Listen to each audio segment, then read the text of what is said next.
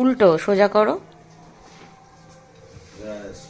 জয় শ্রীরাম। খুব সুন্দর হয়েছে, দারুণ হয়েছে।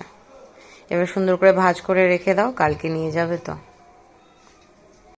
আসলে কালকে তো রামনবমী, তো সেই জন্য আজকে পতাকা নিয়ে এসেছে কিনে। এবার কালকে সকালবেলা আমাদের এখানে যে হনুমান মন্দিরটা আছে, মানে যেখানে তোমরা দেখেছো আমরা প্রতি সপ্তাহে যেতাম মঙ্গলবার করে, তো সেখানেই যাবে।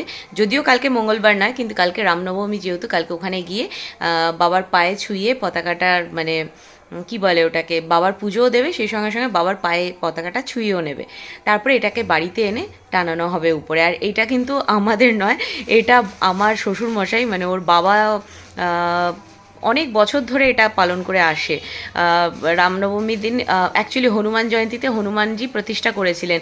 আর সম্ভবত সালটা ছিল হচ্ছে 2015 সাল, ইয়েস 2015, হ্যাঁ তখন রিও, তখন আমি প্রেগনেন্ট, রিও আমার পেটুর মধ্যে।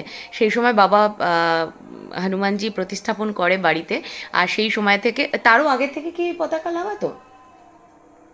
পতাকা আচ্ছা, মানে পতাকাটা তার আগে থেকেই লাগাতো প্রত্যেক রামনবমীতে।